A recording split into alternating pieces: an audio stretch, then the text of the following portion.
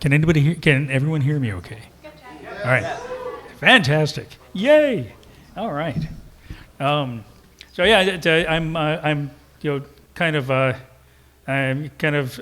stalling a little bit for any stragglers who might be coming in. But I hope you guys are having a great day. Are you enjoying it so far?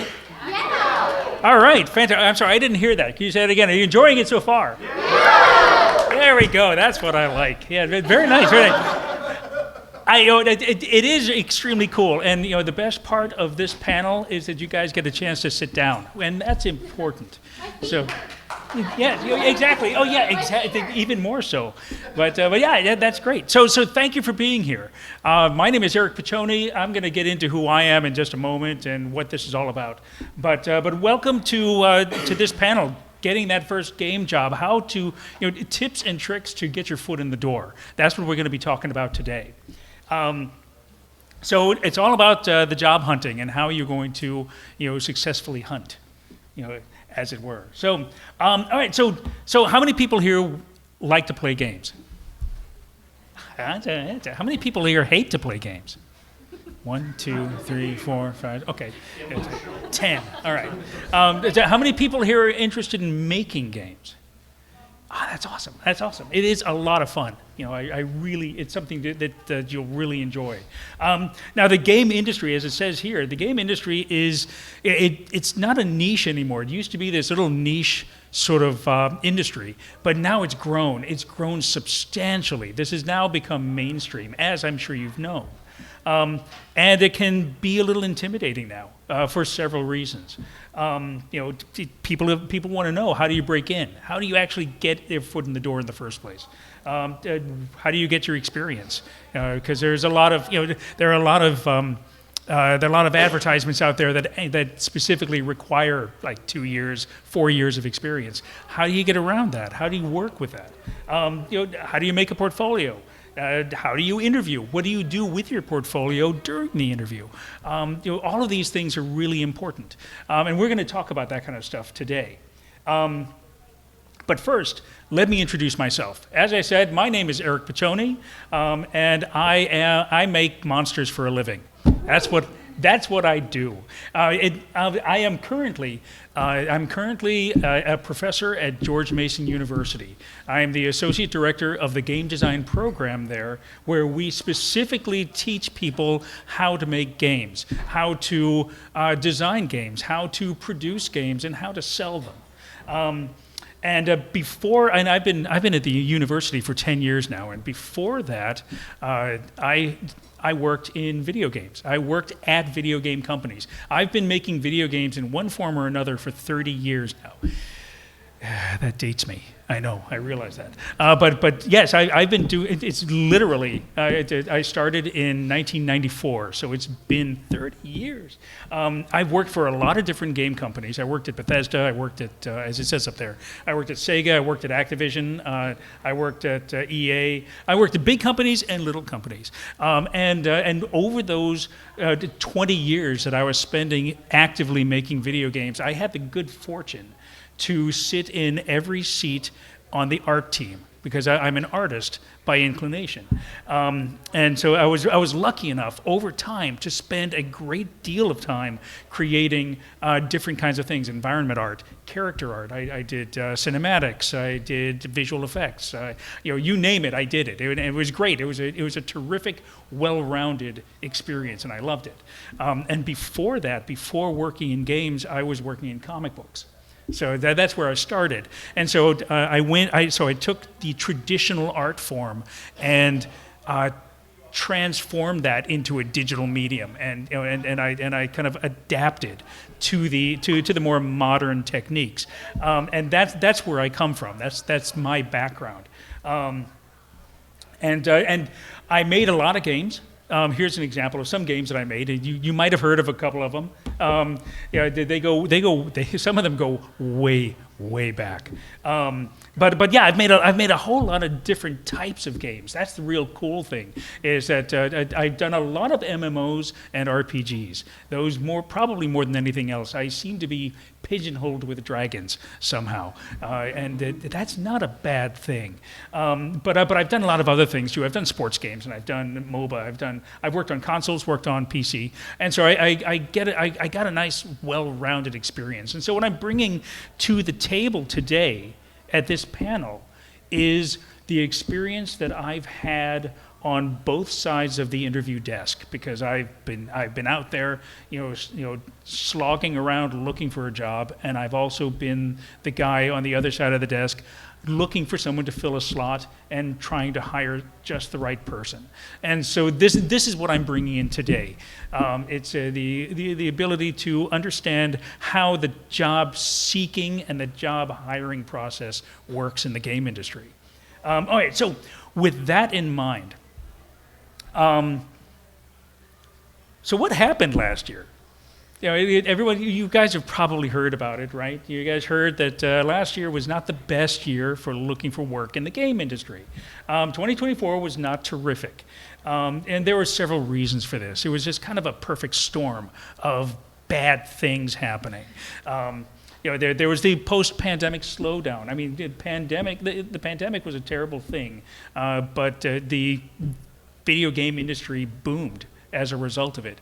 And then in 2024, things slowed down. Things started to go back to its original normal. But when it was really high, going down again just makes it feel like it's getting bad. Well, really, it's just kind of reverting back to its normal state.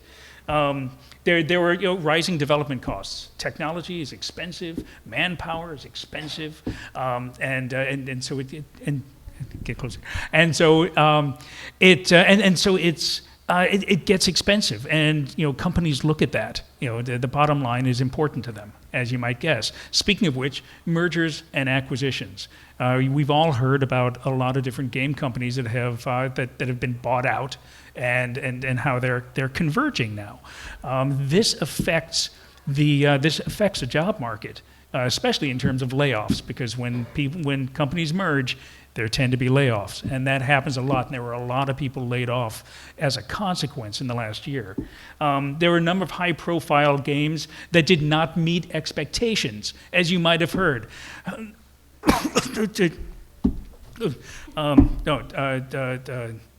trying to remember what game was that? Thank you.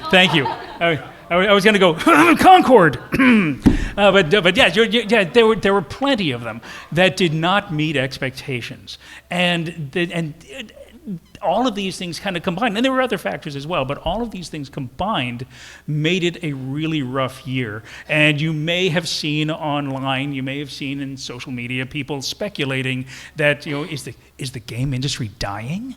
I mean, is everything is it bad? Or is it going away? The answer is no.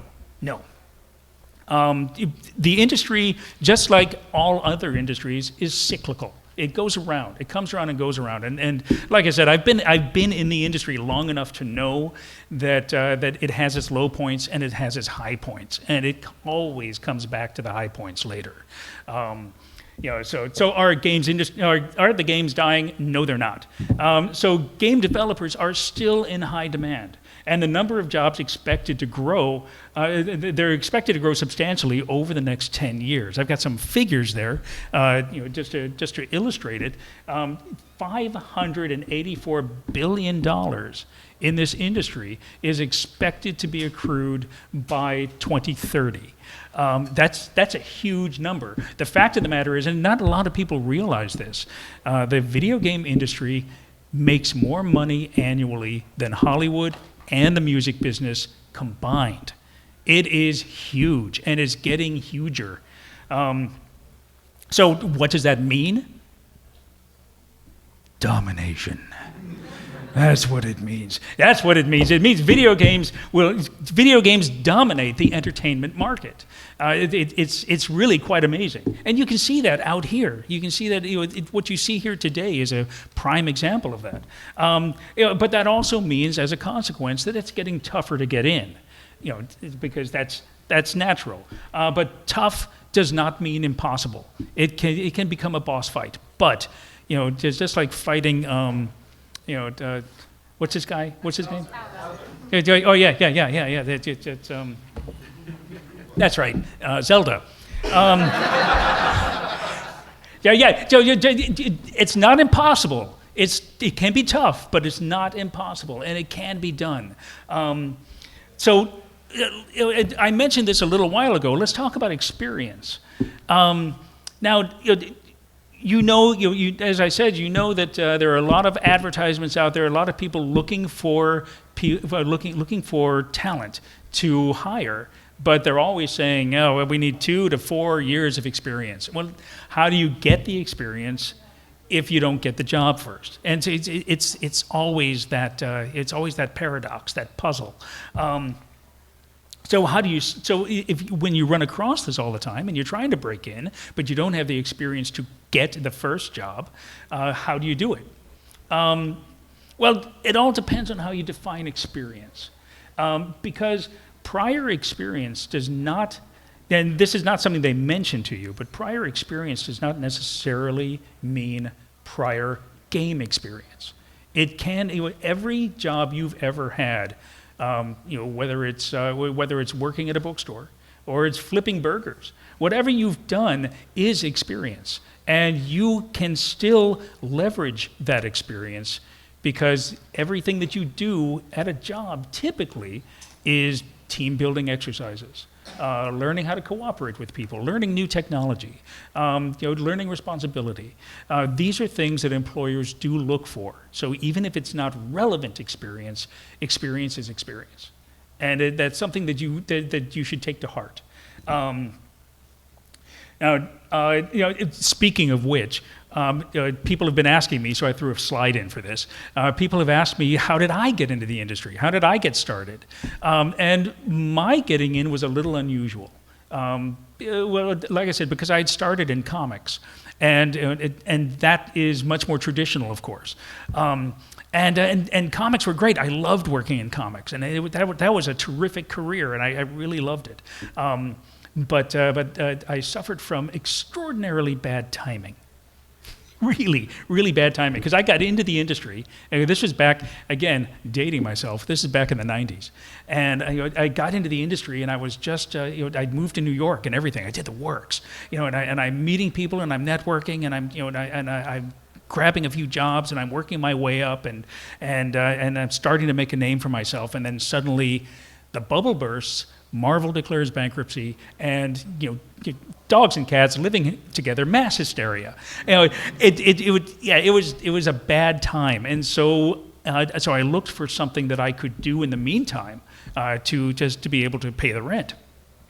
And so I started shifting over to video games because I thought this would be a lot of fun. I could try this, and I knew that there was a company that was looking for somebody with comics experience to jump in and make some art for games. And I thought, this is great. And so what I did was I adapted my traditional techniques to a digital medium, Photoshop, and I learned 3D, and I started adapting to that. And I interviewed my first company was Bethesda. I know, it was really something. And when I went in there, I went in for the interview. And the guy who was interviewing me, anybody here who understands the history of Elder Scrolls probably might have heard the name Julian LaFay. He big Stoic Danishman.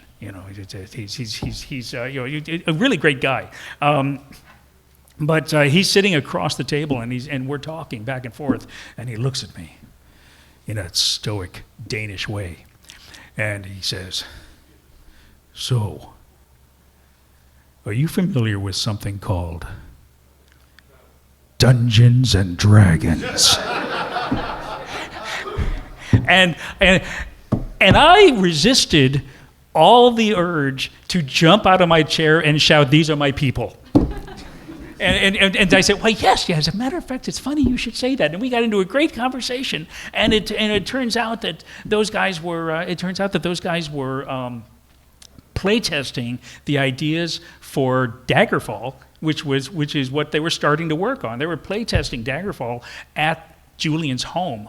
On Wednesday nights, we would go over there every Wednesday night, and we would role play, and we would play out the scenarios, and then whatever happened, however it grew, we would incorporate that into the game, which was really great. But and we created a rapport, and it was really cool. And and I realized at that moment that this is my new career. I'm going to love this, and it lasted, like I said, 30 years and counting, and I've been enjoying it ever since. Now, it sounds like that was easy. Like I said, it was a little unusual. Sure, it was a different time. Things were a little different back then.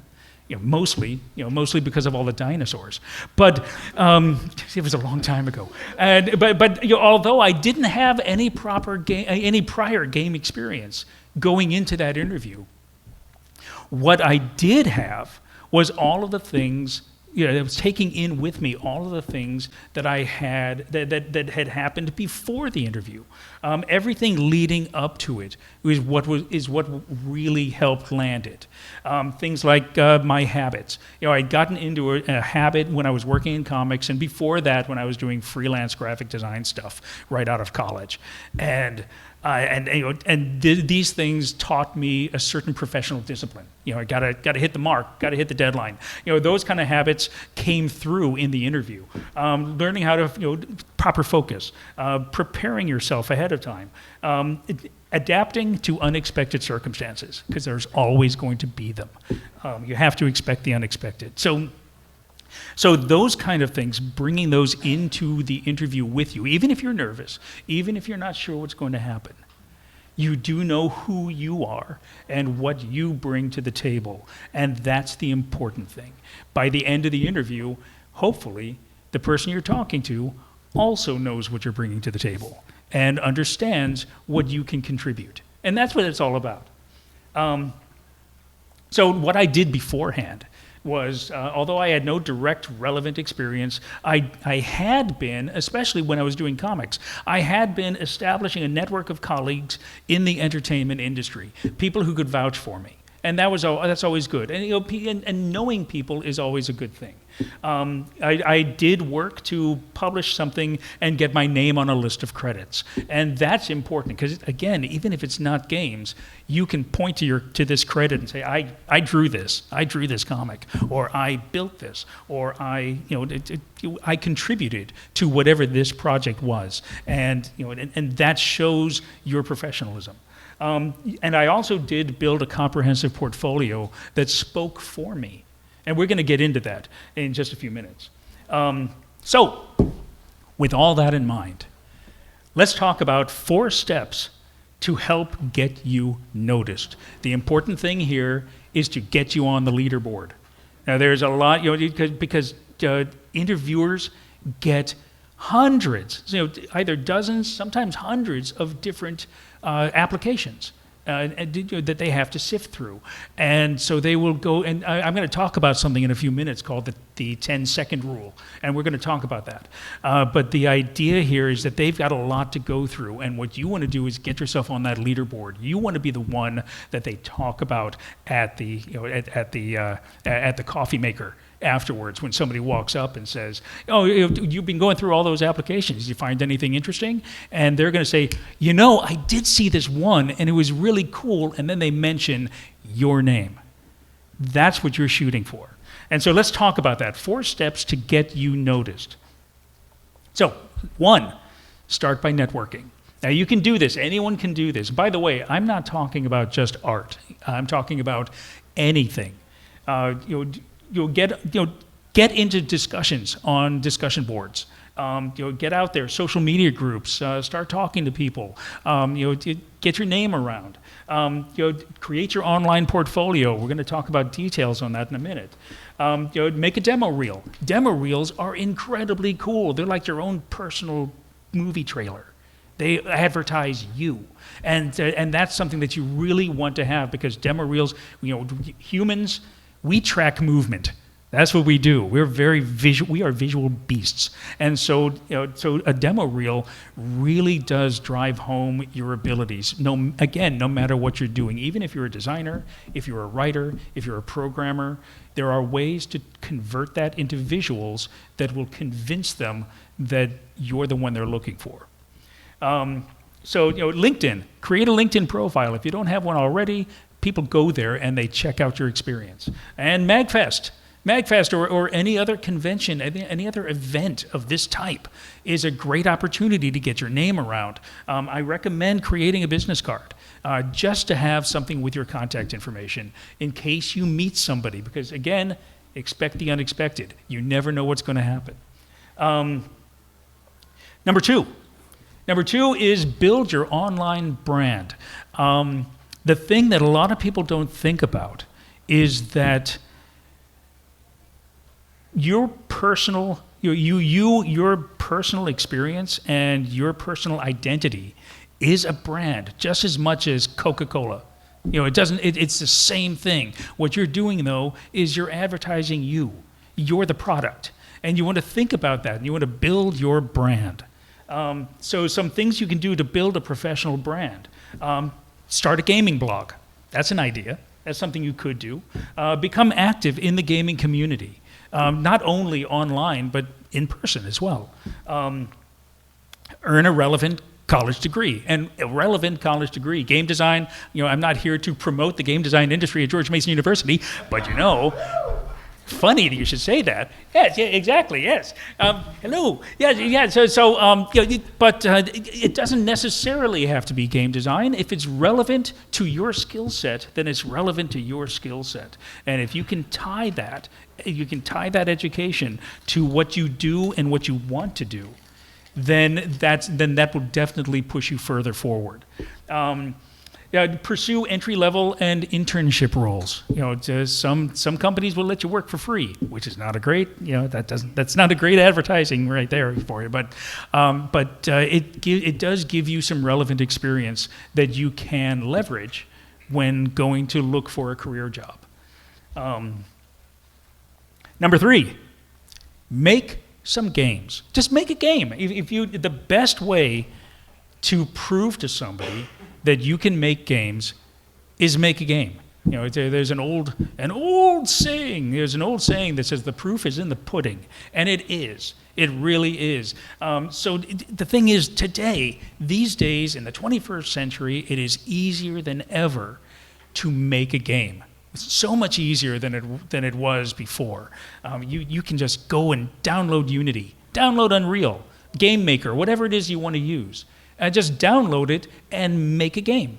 If you're an artist, then make all the art, or as much of the relevant art to what your wheelhouse is as possible, and then put it in context so that the potential employer can either watch a video, a demo reel of your work in that game, or they can literally just download a build of the game and play it themselves.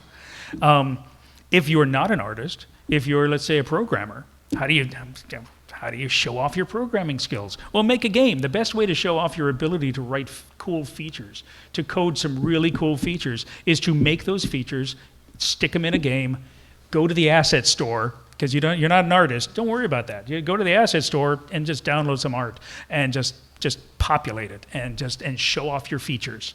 So the best way to get a programming job or an audio engineer job or a writing job or a puzzle elements game design job is to put it together, show them what you can do, because they can see it and they can then apply what they're seeing to their needs. And that will hopefully get you the job. At least it'll definitely help get you in the running. So I recommend download a game engine and just play with it and just slap something together and see what you can show off. And number 4, this is the big one. Number 4, build a portfolio, a great one. Build a portfolio. Never underestimate the power of a portfolio. It's it's very powerful. Like I said, we're visual people, and we just love looking at stuff. So build a powerful portfolio. So what do you put in a portfolio? In a portfolio, you want to consider some definite factors. A portfolio is your online business card. That's how you want to think about it. It's your online business card. It is the best way for you to network, because it's not like the old days where you're literally carrying around a physical case and opening it up and showing things. This is just a link. You can send a link anywhere. You can put it on a business card. You can do anything with it. It's your online business card. It shows it's their immediate contact with you. It's also your advocate, and this is the way you want to think about it. This is your advocate. This speaks for you. Your portfolio talks about you when you're not around. Sounds kind of paranoid, really, when you think about it. But that's what it does. Your portfolio is your advocate, and it speaks on your behalf. And so you want to design it in such a way that it doesn't just show off your stuff, because that's not what a portfolio is, and everybody thinks it is. Everybody thinks a portfolio is just a repository of your stuff. You just dump it on there. Here's my stuff. But no, it should be engaging, because video game companies want to see somebody who can create a user experience. And that's what it's all about, because video games are all about the user experience. And so if they're having trouble with your portfolio, if they can't navigate it well, or it's not really selling itself very nicely, then they're thinking in the back of their head, this guy can't make games, and it speaks against you. The soft skills are advertised in your portfolio just as much as the hard skills are. And it is your own personal TV commercial. So it advertises you. Gesundheit. It advertises you. So this is your advocate. It speaks for you. And Gesundheit again. And so it talks for you. And that's how you want to think about this. You want to make sure that it presents the best possible case for you. And we're talking about different types of portfolios, whether they're art portfolios. Art portfolios come in different flavors. 2D art, concept art. What if you're a 3D modeler? What if you're an animator? You don't necessarily have to do everything. In fact, it's always a good idea to have one focus. But it is also a good idea to have secondary skill sets as well, just in case the employer is not entirely sure where to put you. So you at least you have that as a fallback. Environment art, visual effects, technical art. Technical art is kind of that's the bridge between art and programming, where the technical artist works with the programmers and works with the artists and creates tools and things like that to help make the process faster.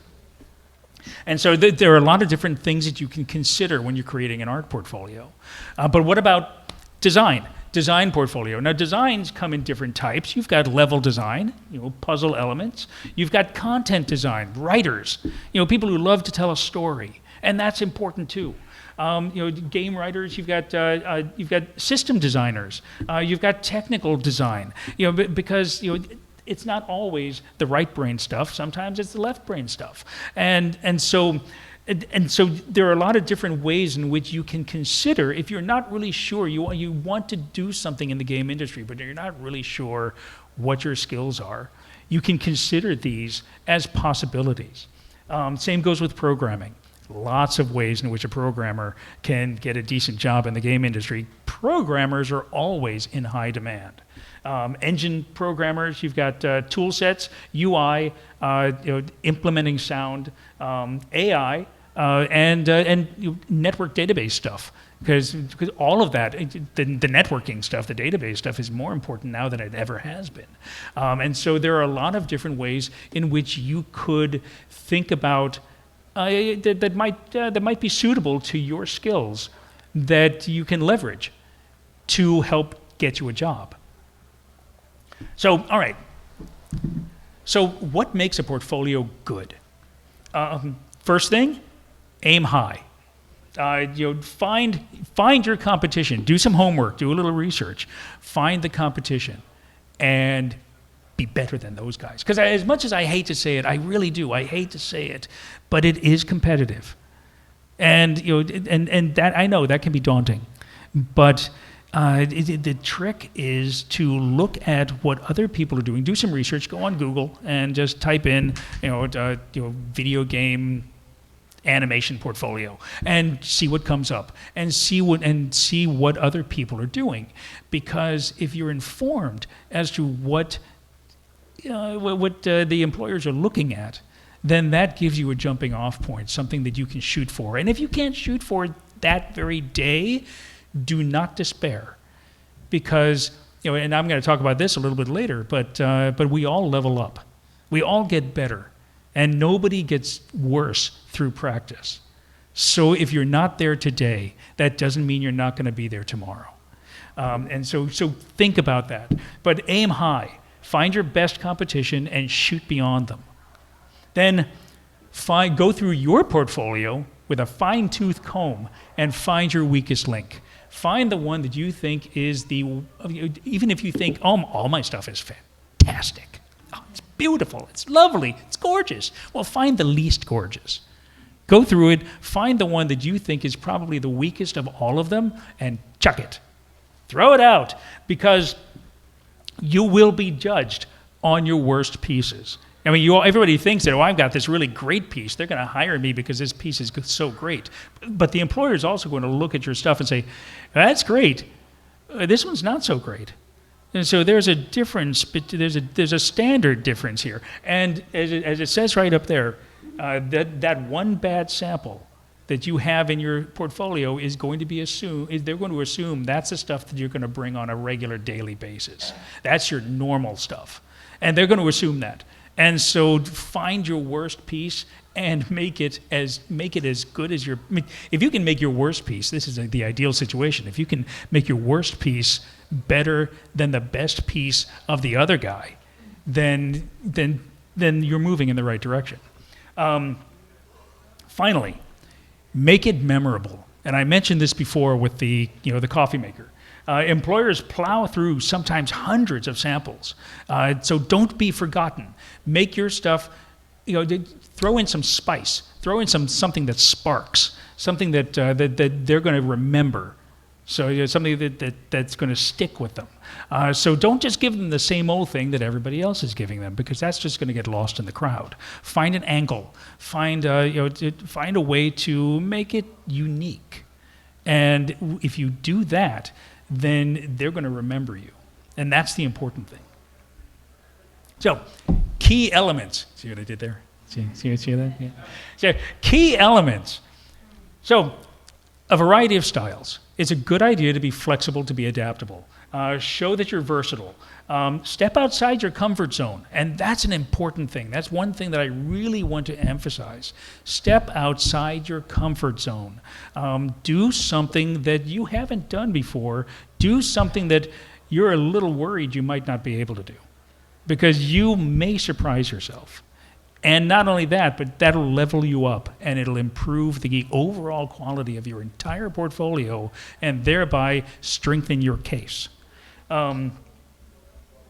Focus. Now, you can find a focus. I mentioned that a few minutes ago. It's often best to highlight a particular discipline. You can be flexible, and you can be versatile, and you can show off a lot of different kinds of things. But if there's one thing that you feel that you're really good at, then make that your focus, your primary focus. What I really love doing is prop design. That's my favorite thing. I just like building props for games.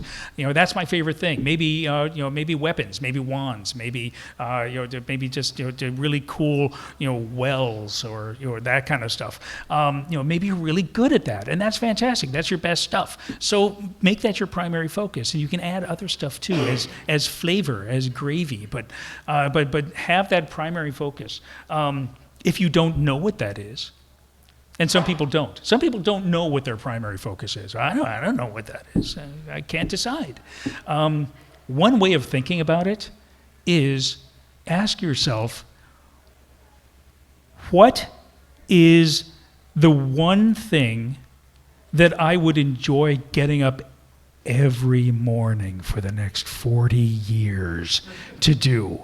What is there anything that you would say, this is not going to be one of those things I'm going to get tired of doing. I really love this, and this is going to get me motivated in the morning.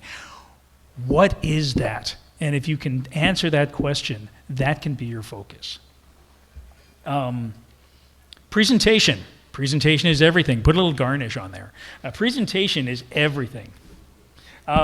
You want your website, and we're talking about a website here for your portfolio. You want your website to be clean and easy to navigate. I talked before about the user experience. Think about your UX. It's really, really important, because if they can navigate, if you give them a good user experience, they think that you can do it in their game. And there's the 10-second rule, which I mentioned before. The 10-second rule is this. Sometimes they call it the 12-second rule. Sometimes it's the 6-second rule. And it does not have to do with dropping food on the floor. That's a different one.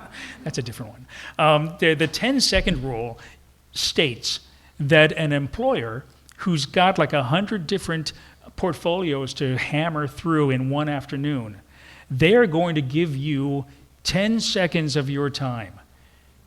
And if you have not grabbed them by the lapels in those first 10 seconds, they're just going to move on to the next one.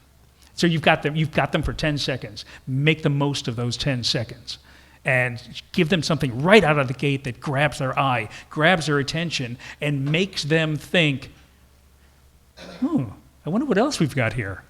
And then they start diving in a little deeper. That's what you want. So consider that. Grab them right out of the gate and make them want to explore deeper.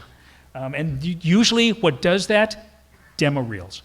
Demo reels are great for that. Throw a big demo reel right up at your own personal trailer, right up at the beginning, the top of your homepage, and it's got some cool music, and it's and if you've got animation, then or even if you're just doing camera cuts and doing turnarounds of art, or just features that you've made, and you've got screenshots, and you've got screen grabs, and you've got video from your game, set some music to it and cut to the beats, and you've got them. You've got their interest, and then they're going to want to see what else you've got.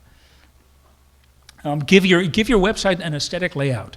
Make it pleasing to the eye, and always show your best work for the reasons I've already mentioned.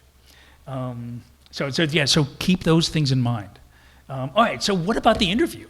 Now, once you've made your portfolio, and the portfolio has gotten the attention of the employer.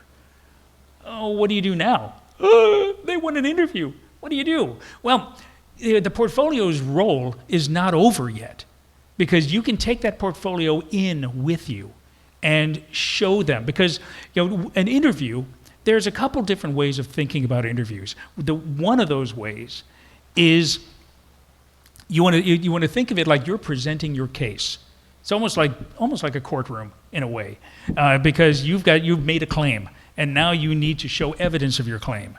And so when you're talking to them and say, yeah, I absolutely know how to do that, then you can pull up your portfolio and say, see, I can do that. It's really cool. See, and then you can point to things in your portfolio and describe how you did it. And they're interested in that because they want to know process, because they want to know how you do it, they want to know what tools you're using, and most importantly, they want to know how fast you can do it, because that's very important to them. It's always important how fast you can do it. So this is what's great about the portfolio, is that you can use it in the interview as a conversation starter. It can kickstart that conversation, and it can get things moving, and you can start a dialogue that way. And so it's a great jumping off point. But how do you do it though? How do you bring the portfolio into the interview with you? What if there's no signal? You just say, okay, well, yeah, I've got this website, but I can't access their Wi-Fi, or I can't bring it up. It's no signal. Something's bad. So never assume that there will always be Wi-Fi. Never assume that. Always, in fact, you should assume that something's going to go wrong, and that you will not have access to the internet. So always have an offline backup. an offline backup using a mobile tablet, preferably, because a phone is too small and it's not really very professional. A laptop, the opposite problem. It's too big, it's unwieldy, it's bulky. You're trying to you maneuver this around, and the ideal situation, the one that looks professional and is also convenient, is a tablet. So if you have a tablet, if you don't, it might be a worthy investment. But if you have a tablet, take that in with you with an offline version, probably in PDF format or something, and then you can show that off in the interview. One of the best things about that method is that knowing the company that you're interviewing with, you can tailor that offline version to bring the most interesting things to them up first, and you can maneuver it, and you can rearrange things so that for best impact. And so that's another good reason for it. So if you do this, because again, I keep going back to the idea that humans are visual creatures. You bring in visuals to help show off what you can do. Then even if what you're doing is a soft skill like writing or coding that isn't visual by nature, then what you're doing is you're creating an image in their heads that they associate with you, and that's a good thing. And so that's something that's powerful, and so you want to keep that in mind. The biggest thing, the most important thing, is patience. Patience. If it doesn't work the first time, don't be despondent. Don't get discouraged. I know it's easy to do. It's easy to get discouraged. There's a lot out there, and there are a lot of talented people out there, and you're competing against them. I get that. But the thing to remember is that if it doesn't work the first time, that doesn't mean that it's not going to work the next time, because there are plenty of variables. Employers are different. Your portfolio can improve. You can change your tactics. Maybe the interviewer had a better lunch the next time. You never really know. You don't know. So don't get discouraged. As I said before, you never get worse through practice. And if it doesn't work the first time, that just means you go back to the drawing board and you try again. Because everybody else is really kind of in the same shoes that you're in. And speaking of which, and this is something that I have always found to be the case, especially for people out there who are just beginning, they're just starting their journey, and they're not really sure yet. They haven't really learned how to do it yet, and they don't really know what to do, and it's very intimidating. Think about someone that you know, and you probably, because we're all fans, so we all know somebody. Think about someone that you know of who does what you want to do and is really good at it. There's some person that you're a personal fan of, your favorite stuff, whether it's art or whether it's code or whether it's whatever. Think about somebody who's truly successful at this, and remember that person at one point in their lives was exactly where you are right now. Just because you don't have the knowledge or the experience yet doesn't mean that you won't. And there's no reason at this point to just automatically assume that you're not going to become them. It's not a guarantee, but it's also not a guarantee that you won't. And every single one of them have been where you are now, and that's an encouraging thought. So don't be discouraged. Things change, people level up. Just ask him. And remember, the most important thing to remember is a career is all about progression, because once you get your foot in the door, then then that's only the beginning of the journey, because now you're leveling up within. And and now you're improving yourself from within. This is something that I really focused on when I got into the game industry. What I really focused on was I wanted to learn new things. I want to learn, now that I know how to do this, now I want to learn how to do that. I started as an environment artist, and I started building props, and I started, painting textures, and which I enjoyed immensely. I was doing special effects with pixel art, 2D special effects, fire and stuff like that. And that was always fun. It was a game about Terminators, so exploding robots. What could possibly be wrong about exploding robots? But then I wanted to learn more. I wanted to learn how to do. I ultimately wanted to learn how to do characters because I am a storyteller at heart, and so I worked my way into working in characters. And it took a few different games and a couple of different companies before I got to characters. And then from there, I moved from in-game characters. I moved to cinematics. Cutscenes and pre-rendered cinematics, and that was fun, and I really enjoyed that. And then, and then it started moving up in the world, and that's what it's all about. It's all about progression. Once you're in, there's a field. There's an open field there, and you can learn, and you can grow, and you can become more than you thought you were going to do, and it's possible. And it says right there, every attempt is in the right direction. And so that's something that I want you to think about. The more you try, the better you're going to get, and you never know where it might take you. I have no idea how we're doing here. We've got 15 minutes left. This is perfect timing. Wow, absolutely perfect. So that's it. That's what I wanted to talk about today. And to wrap that up, before we go into questions, and I want to do questions. Anybody who has questions want to talk about it, I'm happy to do so. But the idea here is that yes, it's daunting, and yes, it's tougher to get into the industry, and don't expect it to be easy. Don't expect that. But also don't expect it to be impossible. And you never really know right now where you're going to be 10 years from now.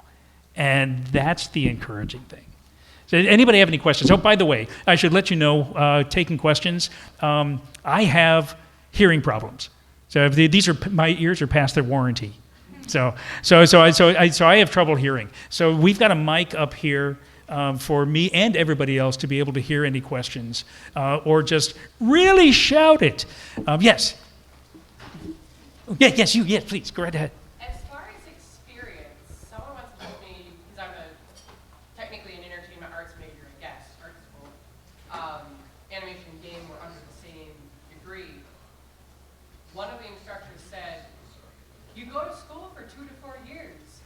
There's 2 to 4 years experience. What would you say to that idea? I do not disagree with that. I really don't. Because I do think that the thing about experience and the reason why people value experience is because it's, the word that is often coupled with the word experience is learning. It's a learning experience, and that's what it is, and that's what makes experience valuable is what you learn when you're experiencing it, it's an academic learning is a different type of experience, and so it's not the same flavor. But that said, what your education does help. It does help sell your idea that you can do this. Because, again, let's talk about the soft skills for a second, because learning things in class is important. And this is one of those things that people talk about whether or not to go to college, to try not to sidetrack a little bit. But people say, well, what if I don't? I'm learning this particular thing, but you're also learning more than that, and a lot of people don't notice it. You're learning more than just the subject matter. You're learning how to show up. You're learning how to hit your deadlines. You're learning how to cooperate and work with people. You're learning how to adjust and adapt. All of these things you learn, these soft skills that you're picking up while you're learning in college or whatever your school is, trade school, high school, whatever it is, that experience is important. And it might be looked at differently than work experience, but it is still experience nonetheless. I hope that answered the question. Yes, thank you. Yes. In general, when looking for jobs, I'm coming from a software perspective, but in general, how do you find these jobs to apply to in the first place? Ooh, that's a great question. Yeah, there are plenty of, because this is the 21st century and we have the internet, there are plenty of ways to find jobs. There are a lot, in terms of video games, if I'm speaking with video games in particular, because that's the topic, with video games, you can go to a couple of different websites that have want ads. One of them is gamedeveloper.com. That's a good one. It used to be referred to as Gama Sutra. That was the old term for like 20 or 30 years, and they renamed it recently to gamedeveloper.com. And that one does have want ads. People will post there. Companies will post there. There's another one. I love this one. I'm going to pass this off to you. This one's called Game Dev Map. Anybody heard of that? It's a great one, isn't it? Yeah, it's terrific. Game Dev Map is a website it's literally a map of the world, and it's got dots, and you click on the dot, and each dot is a different city, and when you click on the dot, it gives you a list of all the video game companies in that city. And that list those are all links to their personal websites, so then you can go to those and see what they're offering in terms of employment opportunities. And it's a great website. It's terrific. So if you want to find a job in a particular location, this is the website for you. Oh, yeah, go right ahead. I'm going to use the mic because I'm not used to using my diaphragm, I guess. If I could ask like a harder and then maybe like an easier question. First of all, thanks for the talk. You mentioned, for example, that the gaming industry has really matured, for example, since you joined it 30 years ago. Particularly, it's gone from something that, like, with a lot of smaller indie companies to something where, like, you have giants like Microsoft and Epic and billion-dollar industries. So, like, while there's, like, a lot of resources and, for example, experience from people like you, I would say, being offered for seeking jobs and how to start it in a video games career, like, do you feel or do you have like any anxieties that like maybe things have changed a little bit too much, or that some of that knowledge is not as applicable anymore? That's a great question. That's a terrific question because because it can be it can be a little frightening, when things change fast, when things change quickly.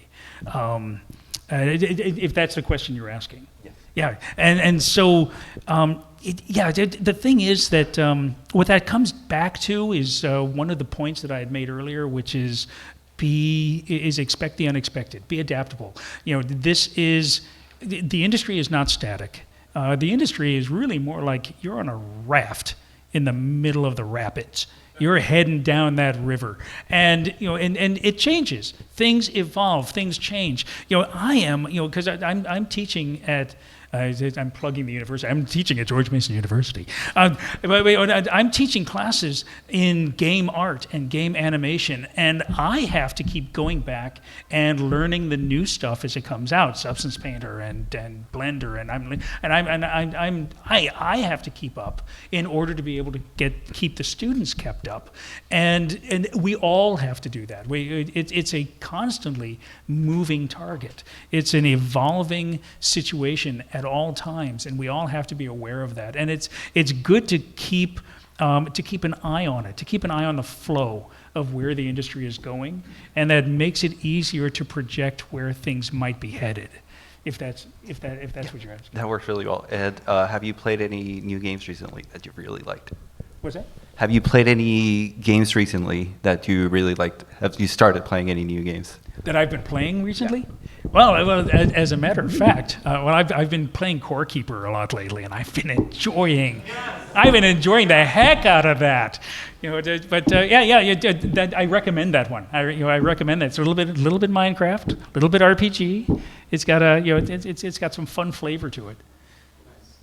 I've got a couple, and I'll try to keep it super brief, but I thought you were pointing at me. One of them is, you mentioned earlier some like MAGFest or other venues that we could go to for networking, and I was wondering if you could maybe, like, not to take away from MAGFest in any way at all, but like if you might be able to give us a couple recommendations in that, a second question that I had in that space also was, you talked about portfolios and like making portfolios ease of access, and I was wondering your thoughts on ArtStation and how ArtStation functions as a portfolio. And then last question, which I wanted to ask, was adding on to this and looking ahead at the future, what is your thoughts about AI? Ooh, oh man, do I have thoughts about AI? I got thoughts, let me tell you. Well, okay, so the first question was that, if I'm remembering correctly, was it how to maximize things like MAGFest? What It other was conventions? Rex at other venues. Oh, other venues. Other venue. Well, there are plenty of game conventions that you can go to. Unfortunately, E3 is no longer one of them. That was a great one, but it is unfortunately demised at this point. Let me think here. I'm trying to think of. What's that? The DC Comic Convention? Well, yeah. Well, comics conventions. Comics conventions actually are really good. I'm a personal fan of the San Diego Comic-Con. I go whenever I'm able to, which is not as often as I used to. I used to live out in California, and it was a lot easier when I was out there. But